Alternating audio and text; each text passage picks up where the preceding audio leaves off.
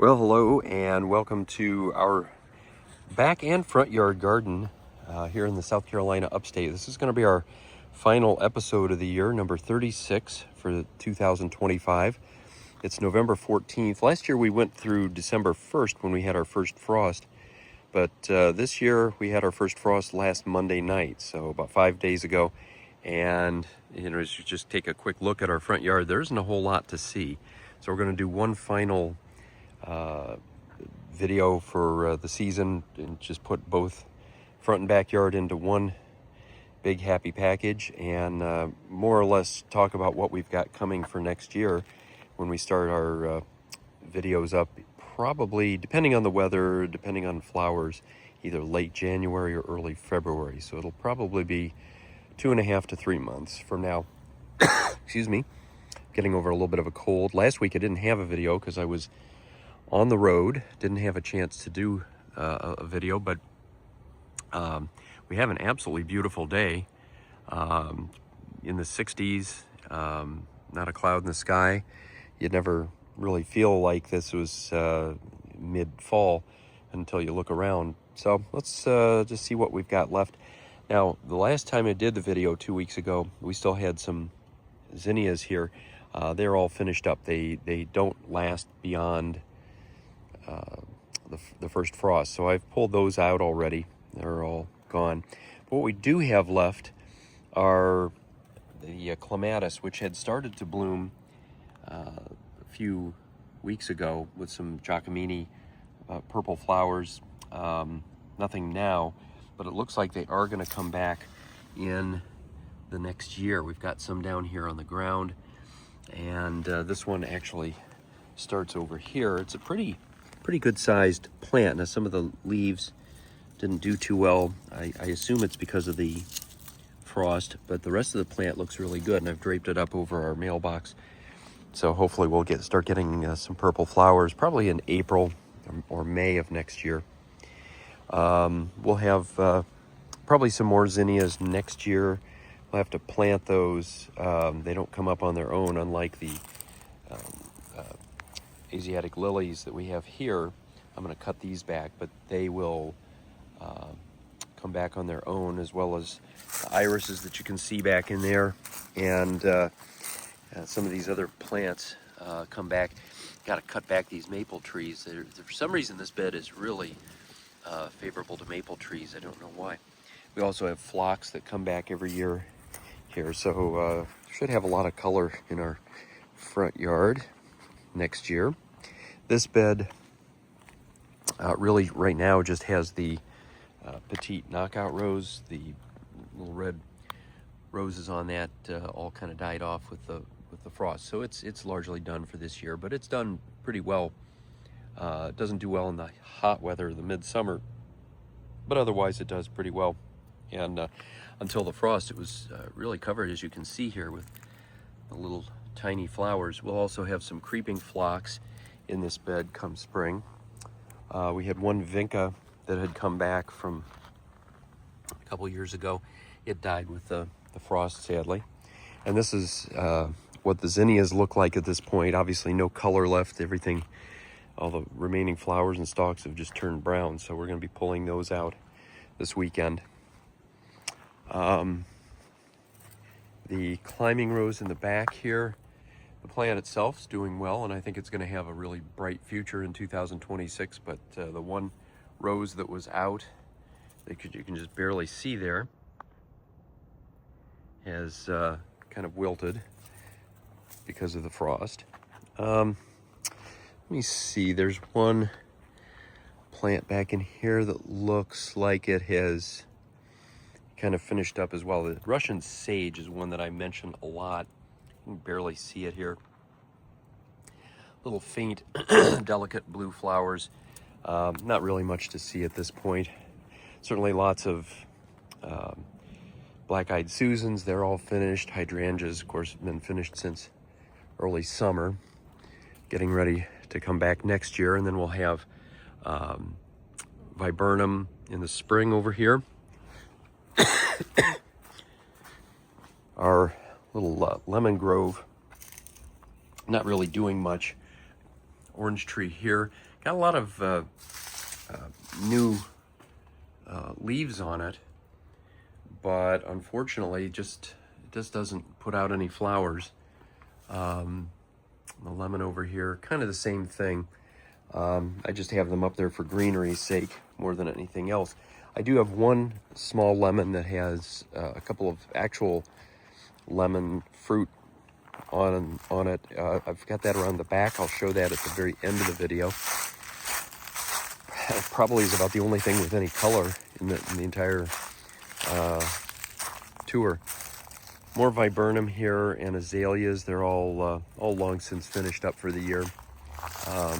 We've got a number of things that'll do, I think, very well next year.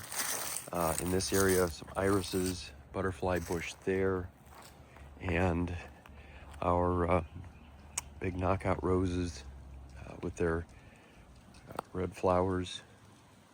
They will come back next year. Primarily a spring plant. It's lost most of its leaves since the frost came about. So again, not much to see there. We'll just come up to the oval bed in the center of the front yard.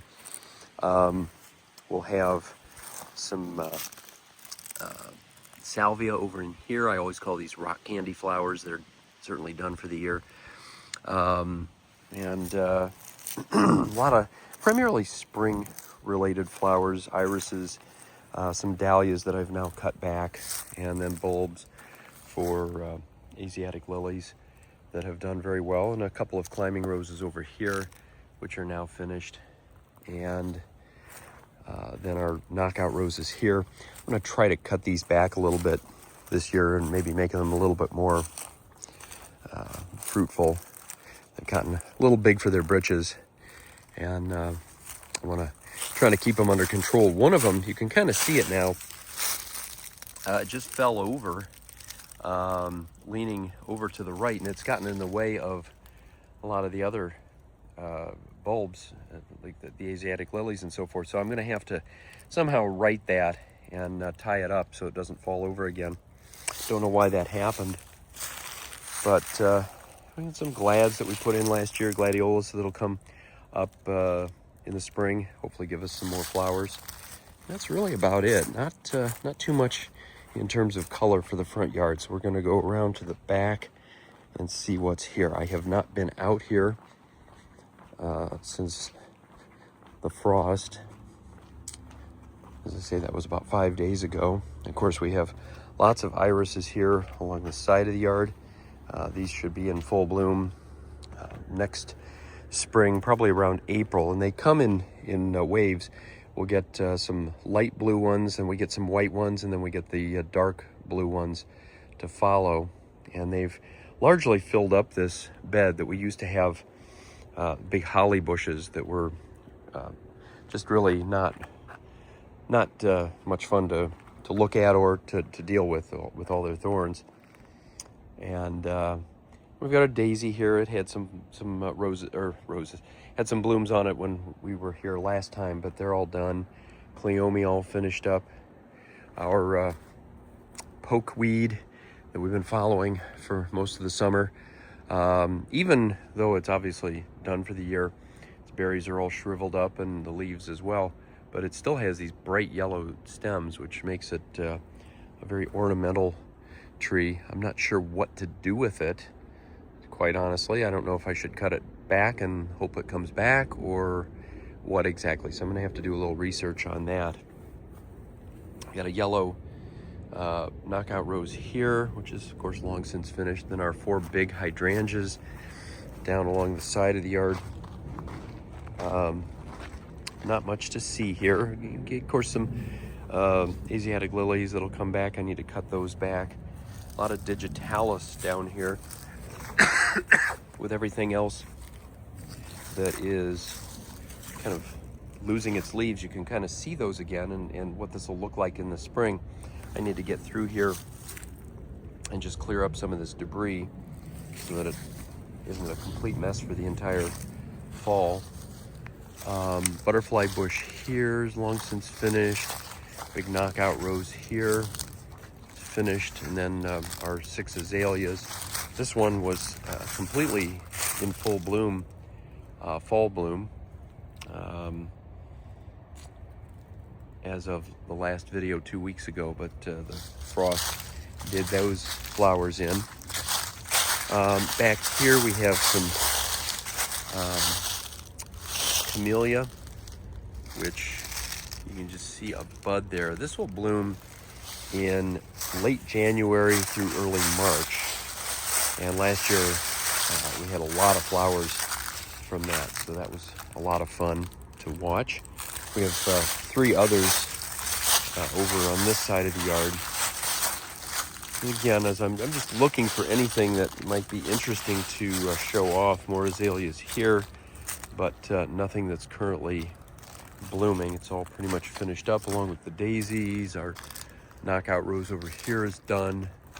We had the last video, we had one rose that was on the verge of blooming up here. It did bloom,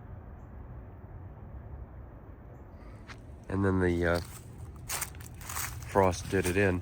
Another camellia here, and again you can see some of the buds. This will bloom. I believe this one is bright red with some yellow highlights, and then this one over here is more of a sort of a peppermint looking white and pink flower. And then we have yet another one over here. So we will get some midwinter color thanks to this, and the daffodils that usually start coming up right around the same time, mid-January. Again, it can vary a little bit depending on the weather. Got some spiderwort here, they're done. Another vinca here, long since finished. All of these roses are done, although the rose leaves still look pretty healthy. Same thing on this climber over here. Almost looks like it could put out more flowers. We're not supposed to get another frost for a couple of weeks, and I'm just wondering if those buds will still bloom. I guess we'll find out over the next week or so. Big butterfly bush here is done for the year. Let's see what else. Looks like our glads are all finished.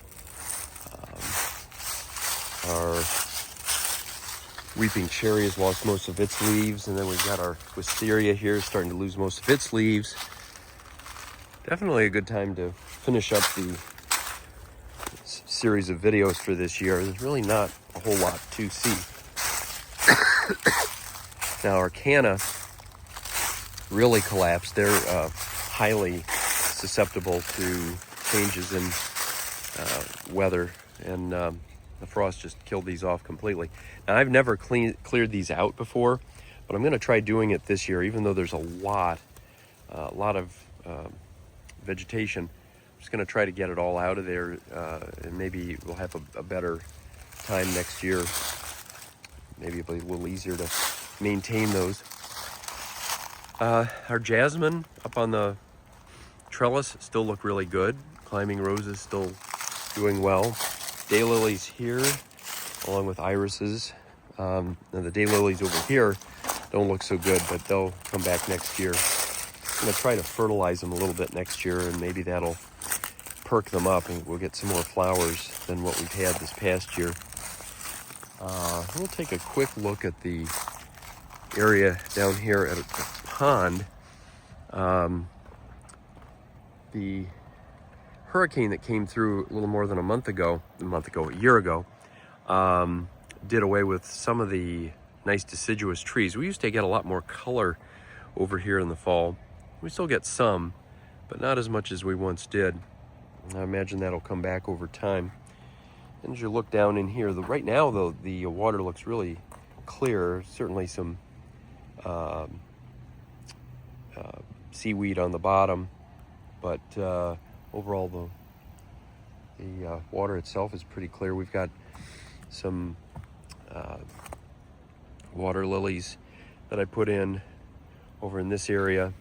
I'd be really curious to see what they do next year. I'm going to seek out some additional ones to put in just to add a little more color to that area. Way down at the end of the pond here, you can see some, I'm not sure if they're ducks or geese. It's like mallard ducks. We get a lot of those. A lot of geese in the last month as they were headed south. They like our pond. They like hanging out there for an overnight visit as they head to wherever they go. Some of them probably just end up here for the winter. We have a relatively mild winter compared to the north. And we'll have some degree of wildlife down there 12 months of the year. Over here are tea olives doing very well. No longer blooming. Hostas up the side of the house are long since finished. We had quite a few roses in here over the last month, but they're all done. A big spider web. I don't know if you can see it on the video. Maybe right there. Kind of a traditional one, circular. I don't see its maker anywhere, which is probably a good thing because I'm not a big fan of spiders. He's off doing some sort of activity. But we get a lot of that amongst the flowers here. All the leaves are off of these and these. Now we have one big bud here. I think this is a white rose. Don't know if it'll bloom or not. We'll find out probably next week. Just about everything else is finished. A few tomatoes still over there, but they're not going to be any good now. Lilacs. Oh yeah, this is probably the biggest surprise. These daylilies, normally certainly a spring flower. For some reason, they came up now. Not big ones, actually pretty small, but I saw these coming up a couple weeks ago, and I figured I would have missed them since I didn't do the video last weekend, but here they are, and blooming just that one. None of the others are doing that. So again, there's always some surprises somewhere. And we've still got a few little climbing roses here, these little pink ones still coming out despite the frost. Very pretty pink flowers. And then up here it looks like they're all, I don't know if you ever see this. I don't really show these off too often, but the after those flowers die off, if they get fertilized, they get these little berries, and you can actually get little rose seeds out of them, but they're hard to grow. Take a long time, so not typically worth the effort. Now, I don't always come up here, but I am today. We had a lot of marigolds. They're all done, all finished off for the year, but worth showing in here on the porch. Our lemon, been working on this for quite a while, all year basically, since these bloomed in the spring, and now we got ourselves a couple lemons here. Now what I don't know, and I'm gonna have to figure out, is when to pick them. They still have a little bit of green on them, so they're not completely ripe, but they're darn close. And that is the sum total of my 5 years of citrus farming. And so I'm very happy with those. Been certainly a challenge, and this is not the most favorable place in the world. The upstate of South Carolina, where we're at about 1,000 feet of elevation, is not necessarily an area that's ideal for citrus growing, but we do what we can. Well, that's it for 2025. It's been a really interesting year. Lots and lots of color that we've shown off, lots of flowers, and hope you've enjoyed our little weekly videos.